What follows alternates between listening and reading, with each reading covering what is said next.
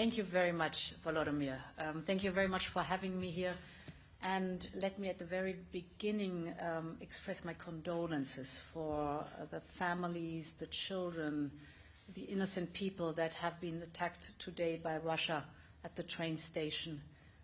It is appalling, it is horrible, it's a nice nightmare, and I really want to say that our thoughts are with those families and with those poor people.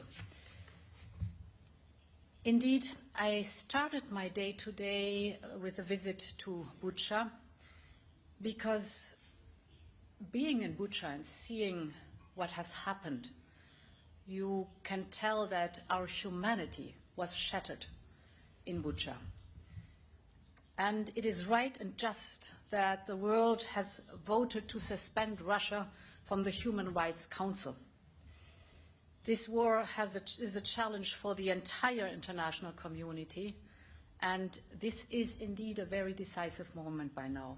It is a moment where we have to decide and where we have to fight for the question to be answered: will heinous devastation be winning, or will it be humanity that is prevailing? Will autocracy be dominant, or will democracy be the long-term dominant winner?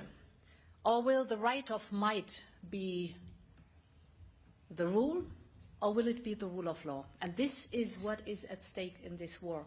It is a war, yes, that Russia unleashed against an innocent Ukraine, but it's much, much more than that on top. It is these big questions that will be decided in this war. So your fight is also our fight.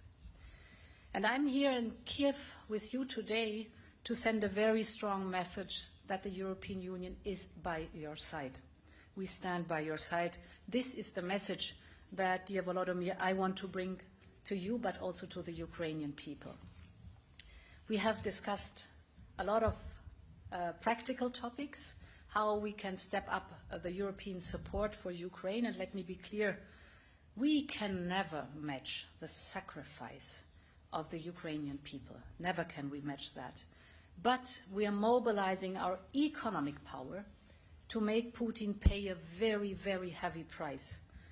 We have, as you said, imposed 5 waves of unprecedented sanctions against Russia, and we are already preparing the next wave. We are now moving into a system of rolling sanctions. And these sanctions are biting hard. If you look at the exports in goods to Russia, they have fallen almost by 71%. Inflation is now by 20%. It is rising in Russia. Business confidence in Russia is at the lowest level since 1995, and the best and brightest minds are leaving Russia, together with more than 700 private companies, rightly so, who are leaving Russia. On top of this, member states have already frozen 225 billion euros of private Russian assets in the European Union since the beginning of the war. So if you look at that, Russia will descend in economic, financial and technological decay, while Ukraine is marching towards a European future. This is what I see. We stand with you as you defend your country, and this is my second point. Indeed, Ukrainian people are holding up the torch of freedom for all of us. The European Union is sending weapons to your country. We have allocated almost 1 billion euros from the European Peace Facility to support the Ukrainian armed forces, and more will come. Later on, the High Representative will present that. With this support to the brave Ukrainian soldiers fighting for Ukraine's freedom, we want to underline that you're fighting for all of us. The third topic that we have been discussing was indeed strengthening our financial support for Ukraine. Today we are delivering around about 1 billion euros of support. This sum consists of 3 different pillars. It is, as we speak, the transfer of 120 million euros to budget support. We will on top make available 330 million euros from the emergency package now, and we have discussed that the third pillar is accelerating the second half of the macrofinancial assistance with 600 million euros. The fourth topic that we have been discussing was the Ukrainians, refugees as they seek refuge within our borders, and I promise you, Volodymyr, we will take good care of them until they can safely return home. And home, that means home to a free and independent and prosperous Ukraine. We will make sure that they have access to housing, schools, medical care and work, because the brave people of Ukraine deserve nothing less. Therefore, together with Prime Minister Justin Trudeau of Canada, we are convening tomorrow a pledging event in Warsaw. We call the campaign Stand Up for Ukraine.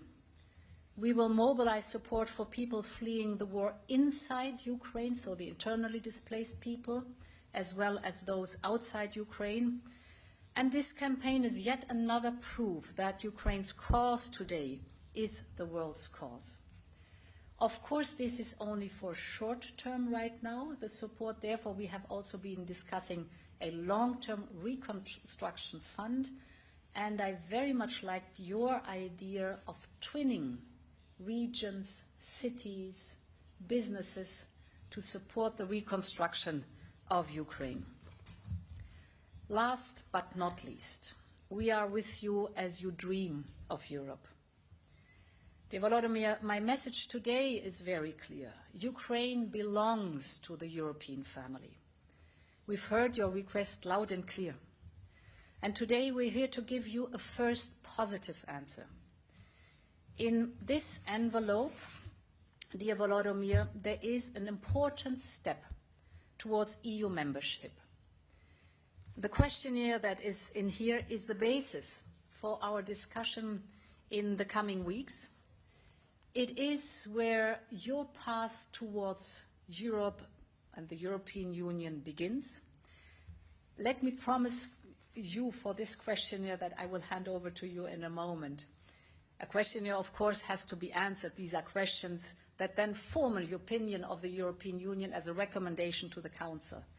We stand ready 24 hours, 7 days a week to support you in filling out this questionnaire. We know a lot about each other because we've been working together so intensively over the last years. So it will be not as usual a matter of years to form this opinion, but I think a matter of weeks if we work closely together. So for you, dear Volodymyr, thank you so much. I want to give you that. Thank you so much. This is the questionnaire.